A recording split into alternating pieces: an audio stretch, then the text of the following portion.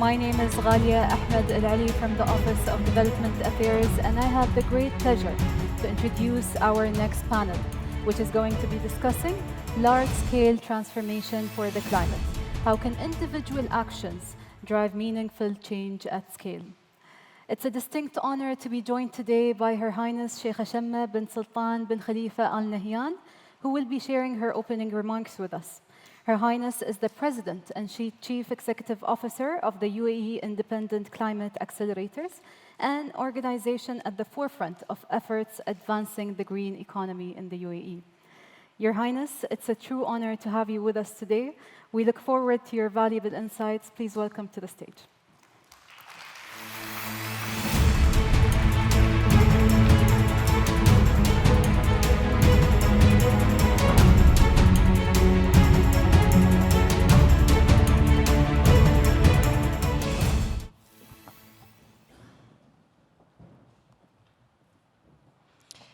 Ladies and gentlemen, good afternoon.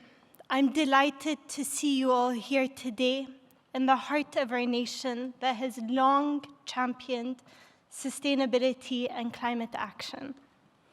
As always, these exchanges are more than just conversations. They lay the groundwork for meaningful collaboration and ultimately positive and lasting change. Climate action is at a critical point. This much we know. But the power to shape our future lies not just in boardrooms and government offices, it lies also in our homes, our communities, and our everyday choices. Climate change is a global crisis, yes, but it is also a profoundly personal one. It touches what we eat, how we travel, where we live, and how we live. According to the Organization for Economic Cooperation and Development, 63% of emissions reductions must come from individual choices. With this in mind, the UAE's Independent Climate Change Accelerators and the Behavioral Science Group collaborated on a green behavior research project back in November 2023, ahead of COP28. We surveyed more than 2,000 adult individuals in the UAE to better understand people's willingness to engage in more environmentally friendly behaviors, as well as their perceptions of how easy and impactful these behaviors are. The survey results were encouraging. In fact, 87% specifically would like to make more environmentally friendly choices. The vast majority of people in the UAE, 71%, say that factors such as cost, lack of knowledge, or simply inconvenience prevent them from taking action. We must remove these barriers because what matters most is for each person to be able to ask themselves, what is the most impactful action I can take today? We know certain habits are deeply entrenched in our region. Our warm hospitality is something we are known for and incredibly proud of, but there is a downside, including significant food waste and heavy reliance on meat. And yet, one of the most impactful behaviors to reducing our impact on climate change is to opt for a plant-based meal. When I was studying for my first master's degree at Cambridge University, this behavior became commonplace in our cohort because we had to opt into having meat rather than the other way around. Behavioral change doesn't happen overnight. But we are blessed to have countless dedicated organizations working in the UAE to accelerate this shift.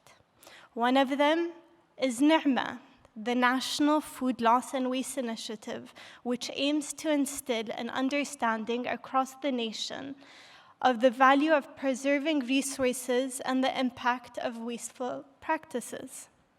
Then there are passionate entrepreneurs like Anamika, whose Bean and Beyond farm in Dubai is repurposing coffee waste to produce gourmet mushrooms and help encourage the growth of the circular economy.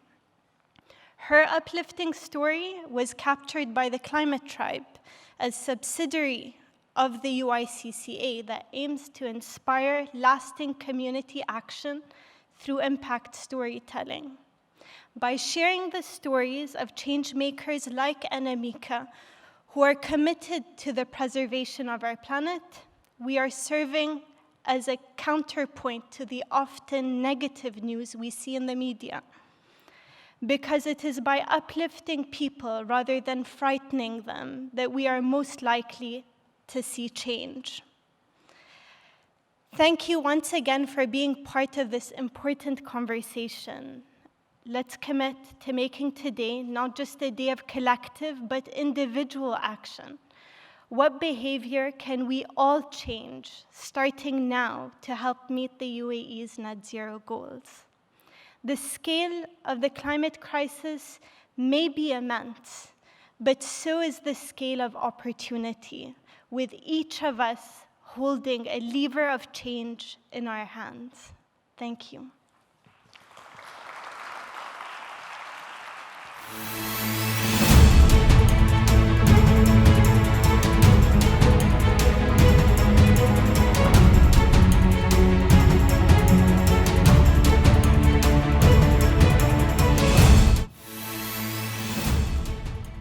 Thank you, Your Highness, for your truly inspiring words and equally inspiring leadership on this crucial challenge of our times.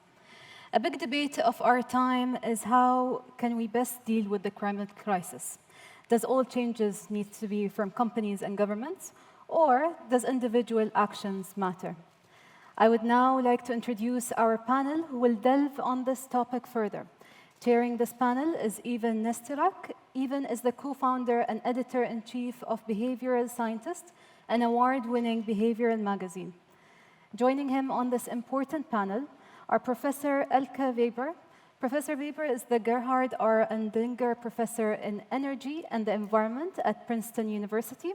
Her research has investigated psychologically appropriate ways to measure and model individual and cultural differences in environmental decision-making and policy. Toby Park is the Director of Climate, Energy, Sustainability at BIT. He has led over 50 projects covering topics like energy, water, mobility, food system, circular economy, and wildlife conservation.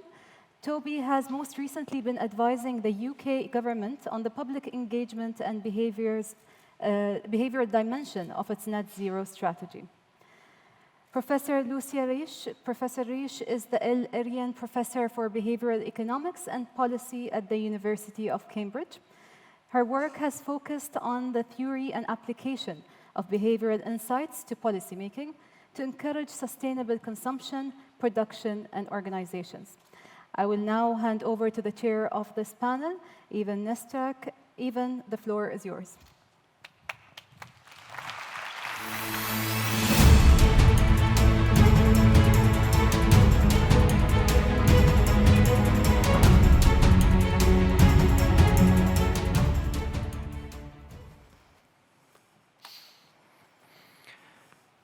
Your Highness, thank you for your inspiring words. It's an honor you're here.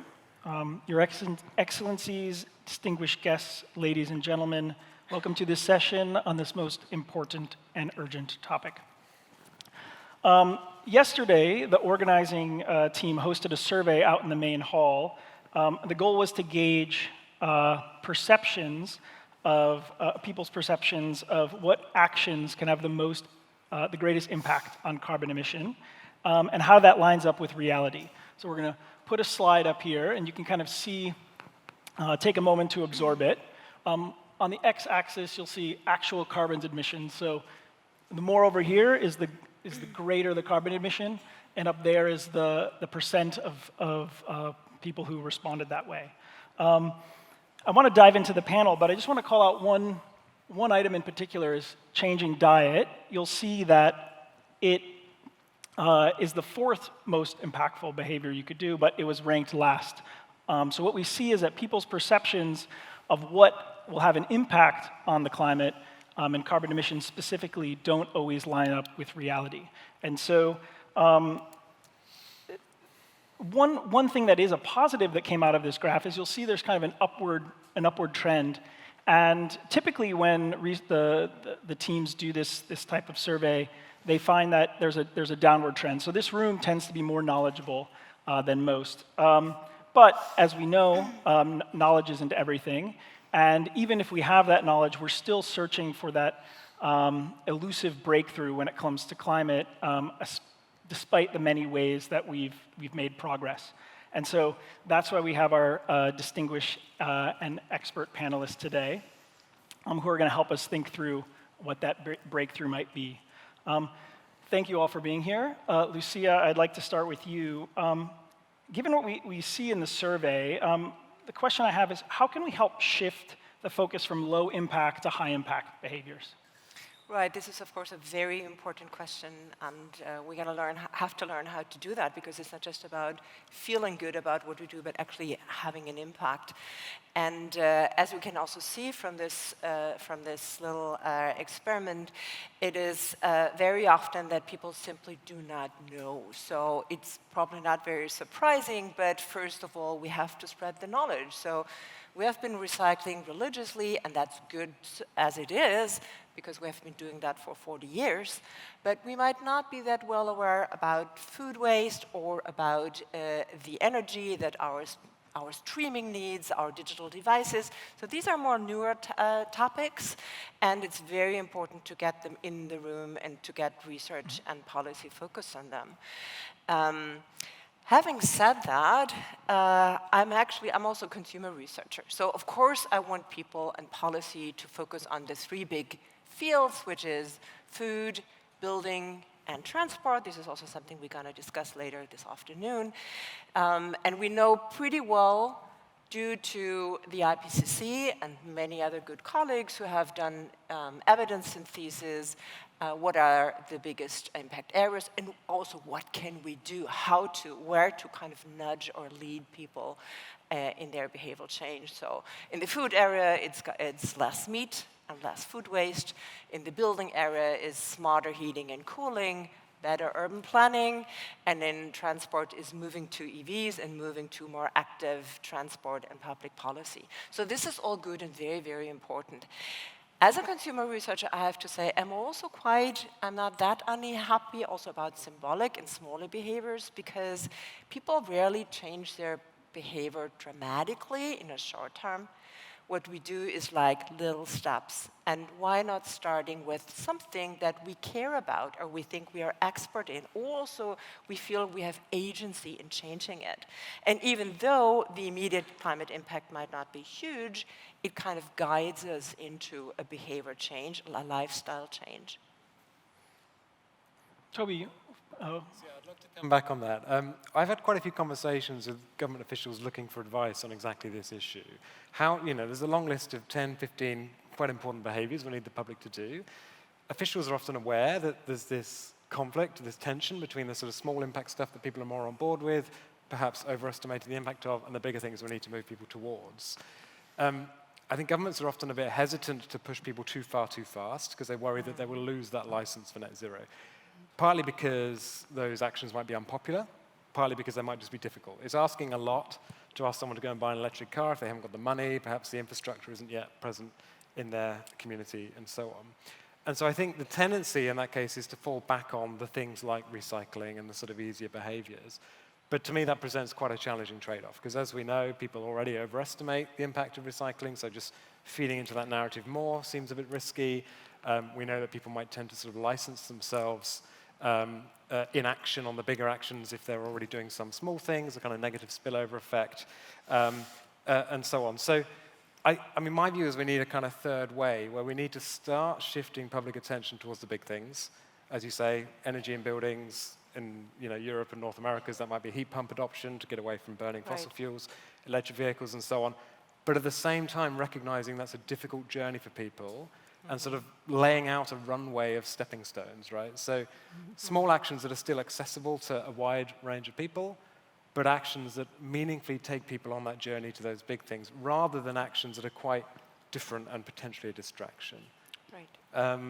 So either, if you're trying to get a household to adopt a heat pump, but realistically they don't have the funds or they're not going to get one for 10 years, you can still lay out a pathway where there's a series of actions over which they can get their property a bit more ready for a heat pump, for example. Likewise for an electric vehicle. So I guess we kind of need to strike that balance and do a bit of everything. Small actions matter, they're useful, they build agency, but we don't want them to be a distraction from the big stuff, I think. Yeah, baked into both answers and the survey is that dance between individual behaviors and actions and wider systemic changes. So, Elke, I'd like to ask, what are some examples where individual behavior change has successfully led to wider systemic change, maybe in markets or policies or through social norms? So my colleague, Philip Kitcher, is a philosopher at Columbia. He wrote a book on a method for moral progress, and there he describes many of those examples. And let me just mention two. One of them is the abolition of slavery a while ago.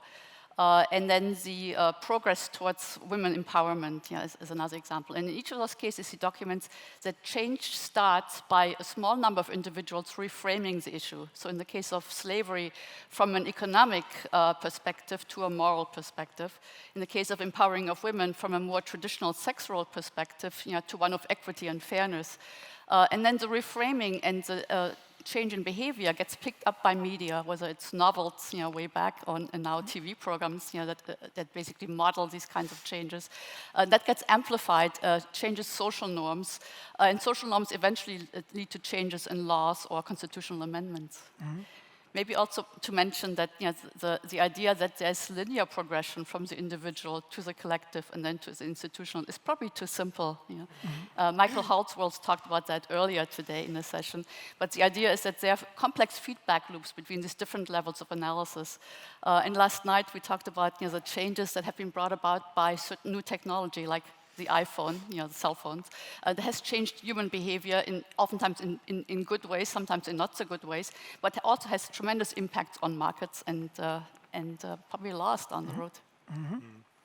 And as we're sitting here in the UAE, and I know you have a very global perspective from you three, what do you think are the biggest opportunities for this region in maybe learning from some of the places you've researched that are further along in their net zero journey? So if there are some positive examples, and this question is for all of you, so if anyone wants to jump in first, feel free to chime in. Happy to, and I might pick up on a few points you mentioned as well. I think you mentioned systems, you mentioned feedback loops. To me, that is so important.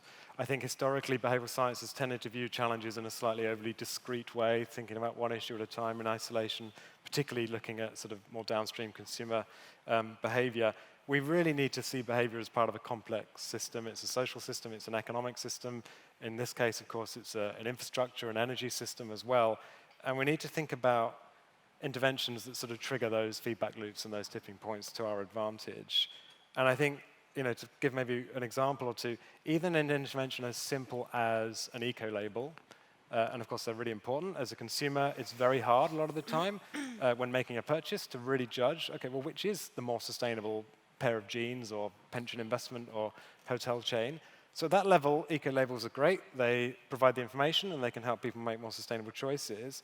But the analysis doesn't need to stop there, right? And I mean, even if you only get, say, 5–10% of really environmentally conscious consumers changing their behavior, the point is that ideally that then creates an incentive upstream on suppliers, manufacturers, providers who don't want to lose that 5–10% market share to start competing with each other to be greener than each other. And that then becomes a feedback loop because it's a ratchet, right? Market competition in a well-functioning market is a ratchet system where it's a constant game of one-upmanship.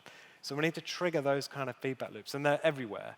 The relationship between supply and demand is a feedback loop.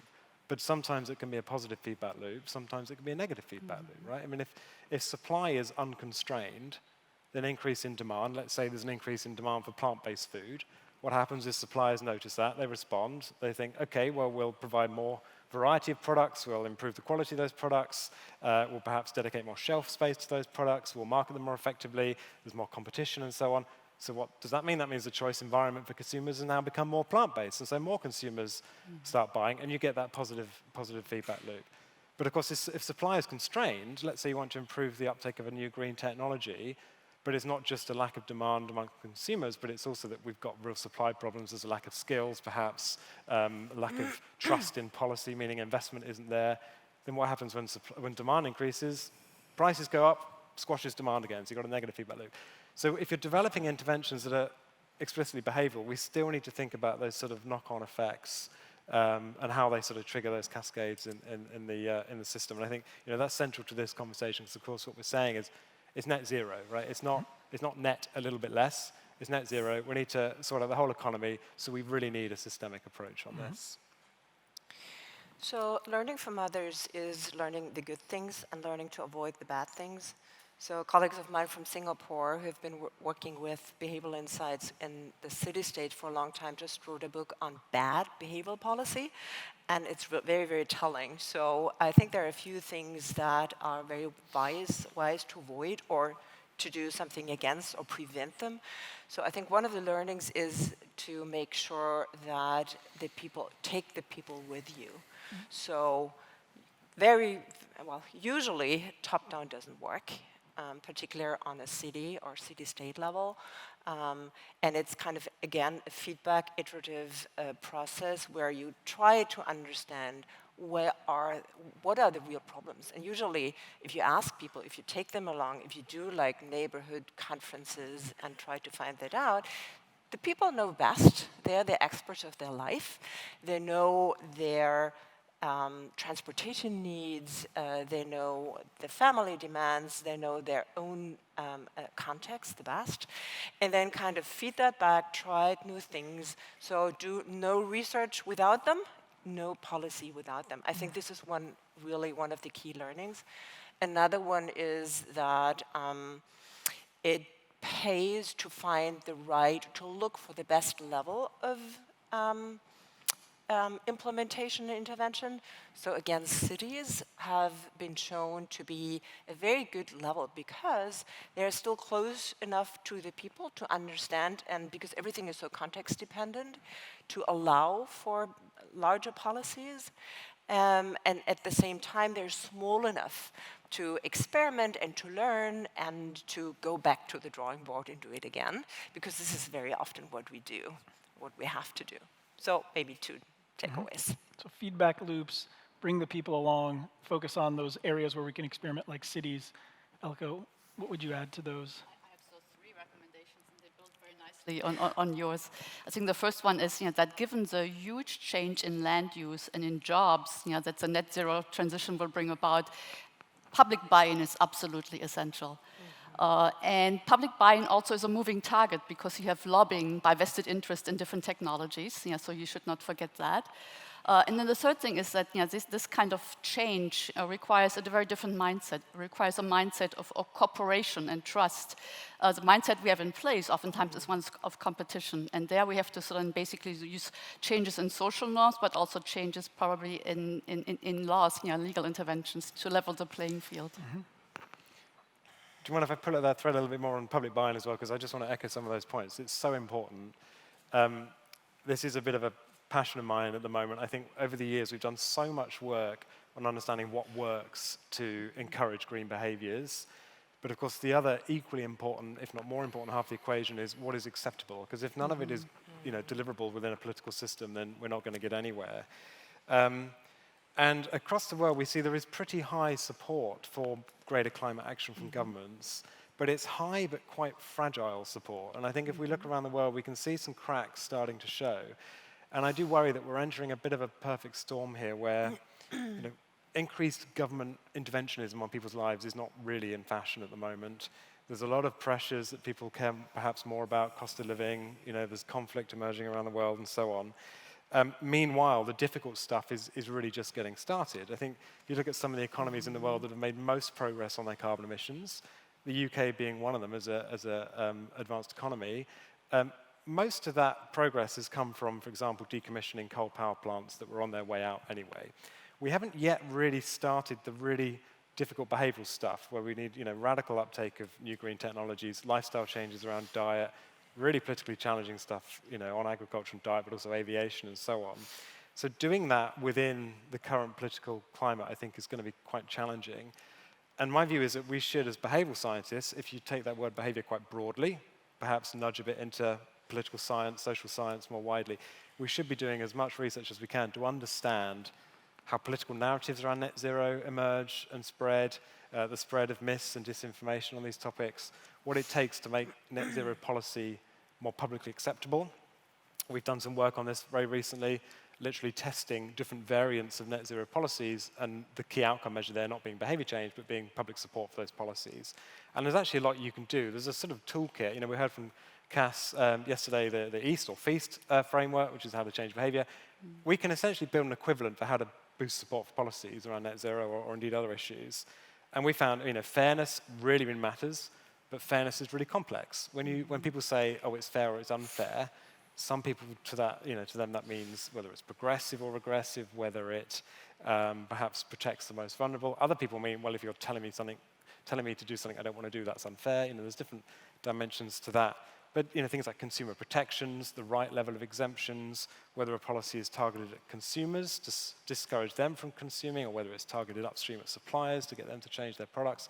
These are all different ways of creating policy that might have the same outcome, but will be radically different in terms of public support. So I guess it's a bit of a call to action. I think we should be doing more research around that space. One thing I'd like to ask you all about, maybe Lucia, I'll start with you.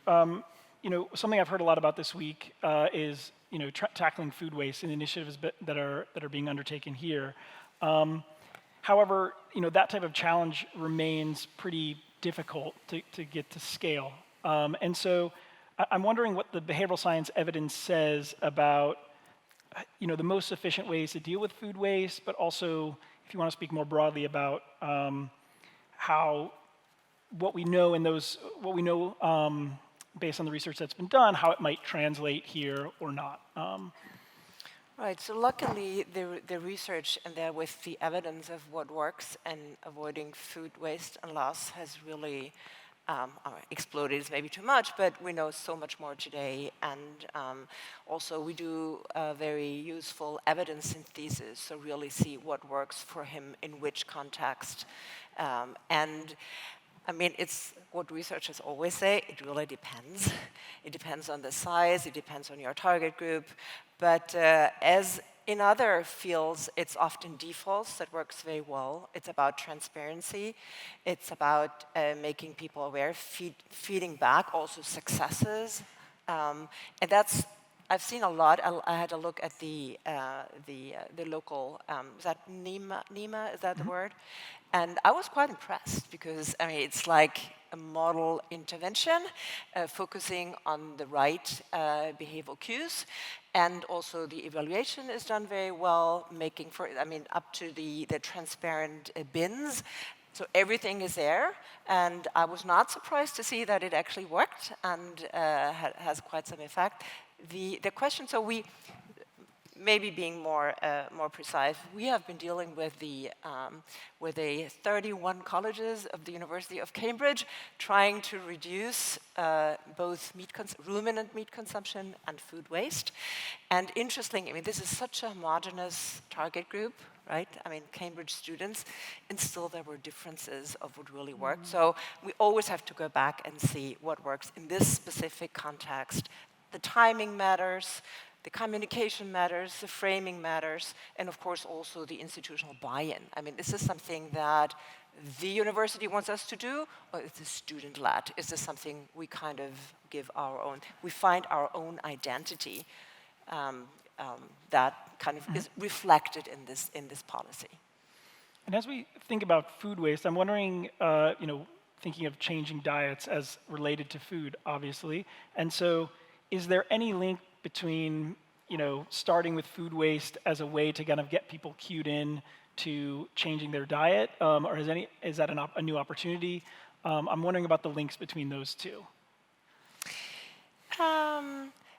Once we have more salience on the whole topic, as we, again, very impressively saw in this small survey here, things change because there's much more openness. And as I said, so aligning one's identity. It's not just, I'm helping to avoid food waste.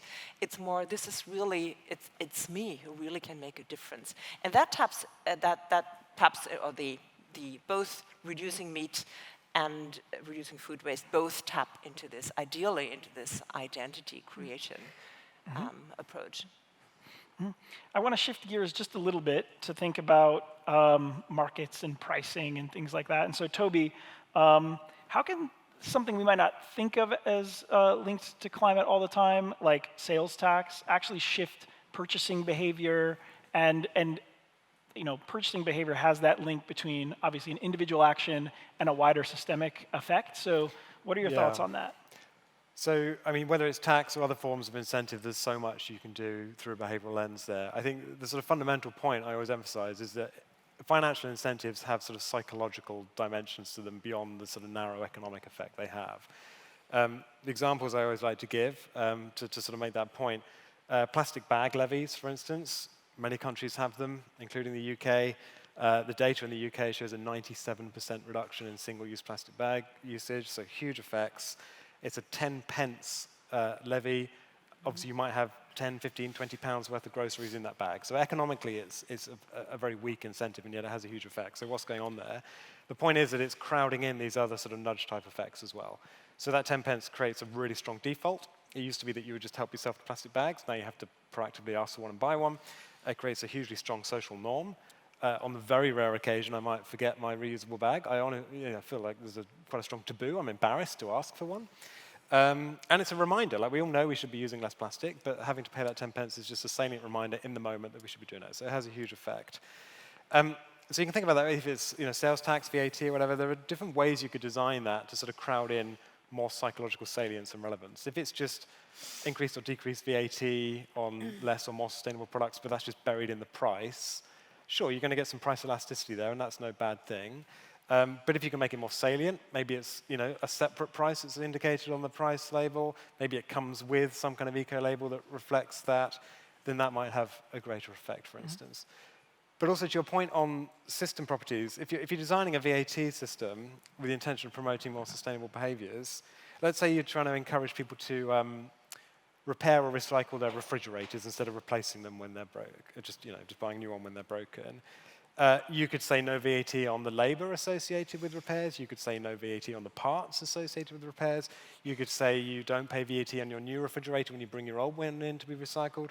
You could say that manufacturers don't pay VAT if they build their refrigerators in a way that is more repairable, etc.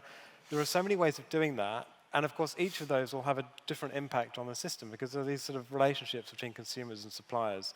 I don't know which of those would be most effective. That's an empirical question. But the point is we should be thinking about the behavior of different actors within that system and sort of following through those cascading effects to really understand. Well, I wish I could continue this conversation forever, but it's time to wrap up. So I just wanted to say thank you to you three for sharing your insights. Thank you to the audience for being here and listening, and looking forward to seeing what you do with this knowledge. Thank you, everyone. Thank you.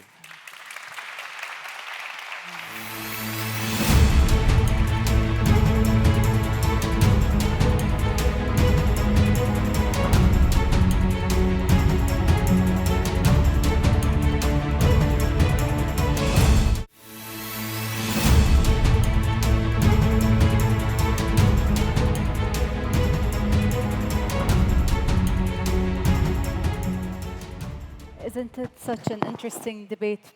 Thank you so much to our panel for their insights on how individual behaviors can make differences for our climate and how behavioral science can be part of the solution. In just 10 minutes or even less, we will invite you to join our last session of BX 2025 here in the Red Theatre on a related theme, namely how urban spaces can shift behaviors to benefit both the commuters and the climate. See you soon. Please come back in 10 minutes. Thank you.